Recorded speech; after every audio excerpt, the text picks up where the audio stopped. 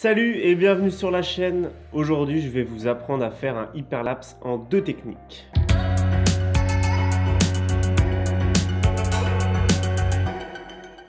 Je vous conseille tout d'abord de mettre un objectif grand angle sur votre appareil. Ce sera plus simple et le résultat sera meilleur. On commence avec la technique la plus facile, celle avec un stabilisateur.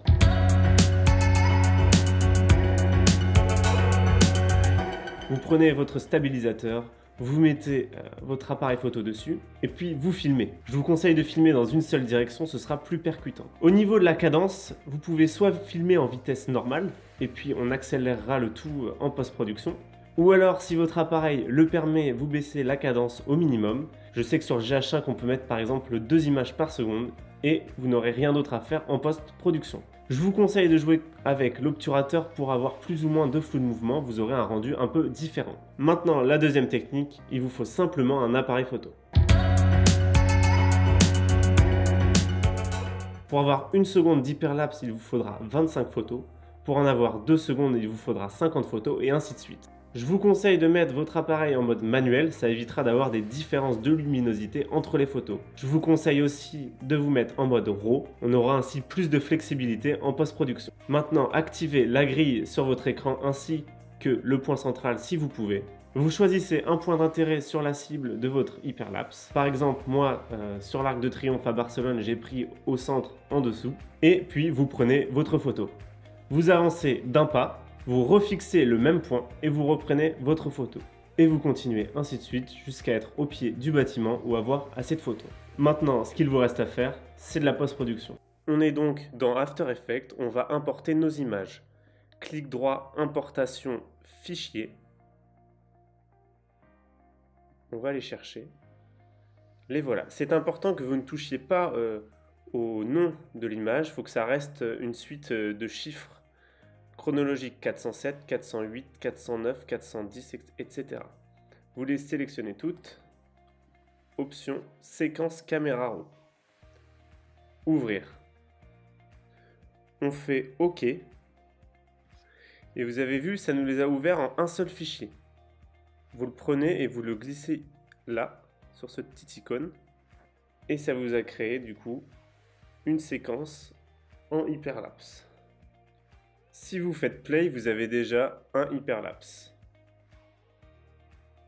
On voit par contre que celui-ci n'est pas parfait, donc on va faire quelques réglages pour l'améliorer. Pour commencer, on va le stabiliser. Parce que c'est vrai que quand on prend des photos à main levée, on n'est pas stable.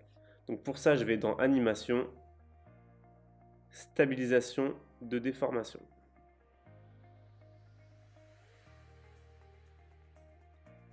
On le laisse analyser et on va voir ce que donne le résultat.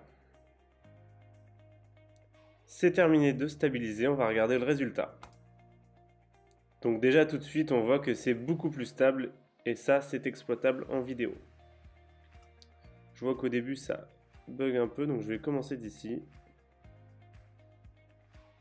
Clic droit, raccorder à la comp la zone de travail. Ce qu'on peut faire aussi, c'est mettre un peu de rotation. Donc j'appuie sur la touche R. Je clique sur le chronomètre et je fais moins 8 degrés.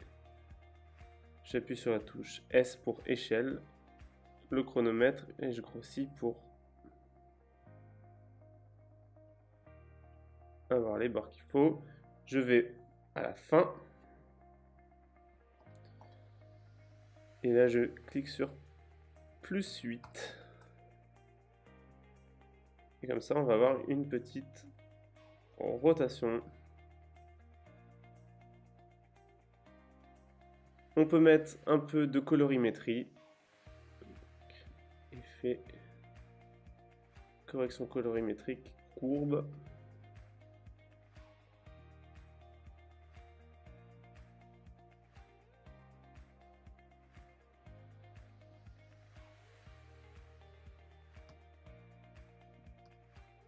C'est très simple, c'est sympa. Et maintenant, on exporte. Fichier. Exporter. Ajouter à la file d'attente de rendu. Je clique sur non destructif. Option de format et je choisis Apple ProRes, ou alors si vous voulez l'exporter directement pour une utilisation réseaux sociaux, H264. OK, OK. Ici, on choisit le fichier, le dossier de destination, le titre, enregistré, et on clique sur rendu. Et maintenant, le résultat, je vais vous le montrer. Et voilà le résultat. Si vous prenez vos photos en JPEG, vous pouvez les importer directement dans Premiere Pro. Le résultat sera pareil. Voilà, c'est terminé. J'espère que ça vous a plu. Si vous avez des questions, écrivez-les dans les commentaires, j'y répondrai. N'hésitez pas à mettre un petit like. Et puis, à la prochaine!